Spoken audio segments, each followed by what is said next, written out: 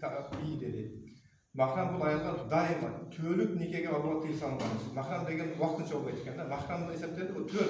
Bu dünyadan ötüp ketkenге чейин şu mahram boyunca kalaveradi. Al bir gün barıp бүтүп калат, өзгөрүп кетет деген нерсе жок да. Mahram бар бuyukta. Hem Kur'an-ı Kerim'de mahram turalı kelgen dalilleri okuyup getiren bolsak, bu Nur suresinde olan cemaat sağlıklar ve la yubdina zinatahunna illa li bu'ulatihinna aw abaihinna ve abna'i bu'ulatihinna aw abna'ihinna aw abna'i bu'ulatihinna sadakallahu azim. Ayallar da öz kozlukların öz köylerini, atalarına, köylerin atalarına, öz ballarına, köylerin ballarına körsete alar. Gördünüz mü cemaat?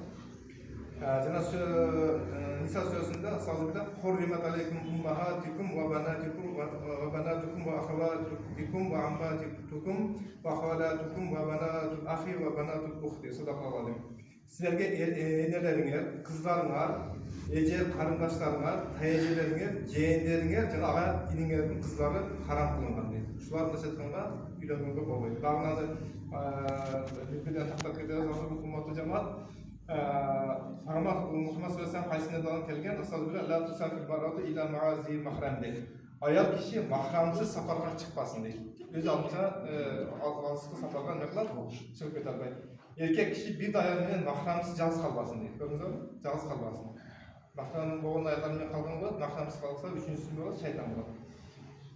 Bu nasap boyunca, bunda şimdi grup boyunca mahramlar kimler? Ata, bala, ata ene tuğanları, ağa tuğan, tayke jeğeni. Jana ejesinin, karındaşının balları. Jana rizaat dep koyup, emçekteşler de oşundaydı jana. Ata enesi başka da bir emçekteşik bolup kaldı da, şu emçekteşik bolgan misal üçün kız bolsa, şunun tuğanları da oşunday bolup kaldı. Anın apası oylansa bolboyt, anın singisi oylansa bolboyt, oşuntup keteberadi inşallah. Keyin mahram bolup kalganlar da var da buna jana. Al kaysi dese kүйөөsү. Köyge çıkanlar çeyim, köyösü belgisiz. Kaçan köyge çıkandan keyin, oşo köyösünün olup mahram bolup kaladi. Ana köyösünün ulu. Munda setkanda köyösü murda başka birөө менен жашап балалуу болуп келген болсо, ошонун ulu жана bir ayalga birөө үйлөнгөн болсо, ayal murdap turmuş kılgan bolsa, ошонун балдары. Алда эмне кылат? Кийин mahram болуп калат. İnşallah. Бұл фатва боюнча сафарга чыкса болбойт дедик. Сафар канча десе, азыр километр менен эсептегенде 120 километр. Мындайча айтканда аял кишини 100 километр, 120 километрден алыс жакка өзүн чыгарганга болбойт. Сөзсүз күйөөсү, иниси, агасы, атасы ошого коштошуш керек. Жалгыз чыкканга болбойт. Эми мурда билесиздер да, километр менен айтылган эмес. Ал 3 күндүк сафар деп айтылган.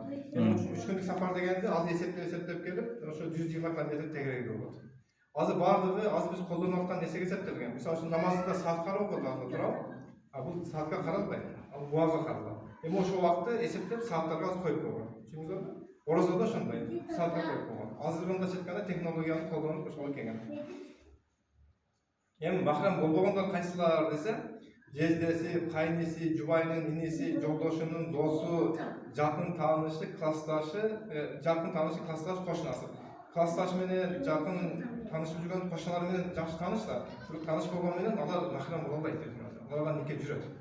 Ошондуктан Пeygamber sallallahu айткан да, эгерде аял киши кайниси менен бир үйдө калса болобу десе, кайниси менен бир үйдө калыш бул өлүм деген максат. Түшүндүңүзбү?